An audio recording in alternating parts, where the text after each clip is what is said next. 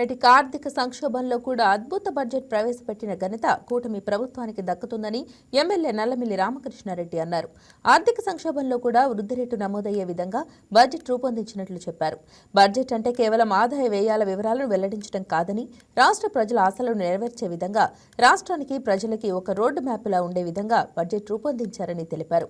కాగితాలకు పరిమితమయ్యే బడ్జెట్లా కాకుండా క్షేత్రస్థాయిలో వాస్తవాలు, సంక్షేమాన్ని, అభివృద్ధిని పరిగణలోకి తీసుకుని ఈ బడ్జెట్ ప్రవేశపెట్టారని ఎమ్మెల్యే నల్లమిల్లి వెల్లడించారు. ముఖ్యంగా ఇవాళ కూటమి ప్రభుత్వం ఆలోచన విధానం బడ్జెట్ ప్రవేశపెట్టడం అంటే కేవలం ఆదాయ వ్యయాలను వివరించడం కాదు, రాష్ట్ర ప్రజల ఆశయాల్ని నెరవేర్చే విధంగా రాష్ట్ర ప్రజలకి, రాష్ట్రానికి ఒక రోడ్ మ్యాప్గా ఉండేలాగా బడ్జెట్ రూపొందించాలనే ఒక అద్భుతమైన ఆలోచనతో ఇవాళ ఆర్థిక మంత్రి గారు ఒక అద్భుతమైన బడ్జెట్ని ప్రవేశపెట్టడం జరిగింది. మరి ముఖ్యంగా 2014-19 మధ్య కాలంలో ఆనాడు కూటమి ప్రభుత్వం ఏదైతే ఉందో, కూటమి ప్రభుత్వంలో విభజిత ఆంధ్రప్రదేశ్ రాష్ట్రంలో ఆ రోజు 13.5% వృద్ధి రేటు చూపిస్తే 2019-24 మధ్య కాలంలో వృద్ధి రేటు 13.3% పడిపోయింది. అంటే దాదాపుగా 3%, 3.2% పడిపోయింది. మరలా ఇవాళ ఆర్థిక వ్యవస్థని గాడిలో పెట్టడం ద్వారా ఇవాళ మూడో బడ్జెట్ని పయ్యావుల కేశవ్ గారు ప్రవేశపెట్టడం జరిగింది.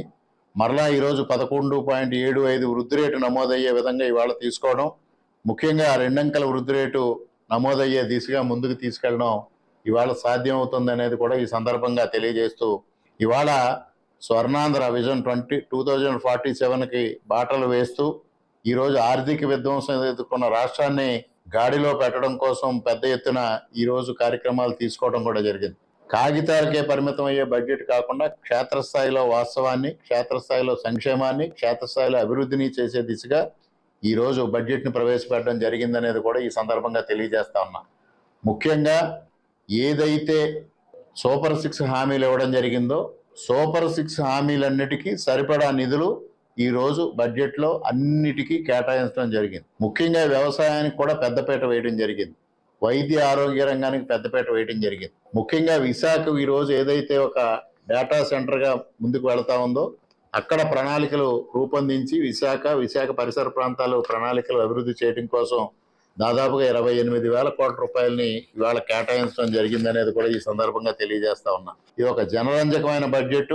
తీవ్రమైన ఆర్థిక సంక్షోభం ఎదుర్కొంటున్నప్పటికీ కూడా ఇవాళ మూడో బడ్జెట్ను కూడా వృద్ధి రేటును సాధిస్తూ, అప్వర్డ్ డైరెక్షన్ లో వృద్ధి రేటును సాధిస్తూ బడ్జెట్ ప్రవేశపెట్టినందుకు ఆర్థిక మంత్రి గారికి హృదయపూర్వకంగా అభినందనలు తెలియజేసుకుంటూ, ఈ మొత్తం రంగాన్ని, ఆర్థిక రంగాన్ని స్థిరపరచడంలో ముఖ్యమంత్రి గారు చేసే కృషికి, పవన్ కళ్యాణ్ గారికి అందిస్తున్న సహకారానికి, ఈ ఇద్దరికి కేంద్రం నుంచి అందుతున్న సహకారానికి, ముగ్గురికి నరేంద్ర మోడీ గారికి, చంద్రబాబు నాయుడు గారికి, పవన్ కళ్యాణ్ గారికి కూడా హృదయపూర్వకంగా కృతజ్ఞతలు తెలియజేసుకుంటూ సెలవు. ముఖ్యంగా ఇవాళ కూటమి ప్రభుత్వం ఆలోచన విధానం బడ్జెట్ అంటే.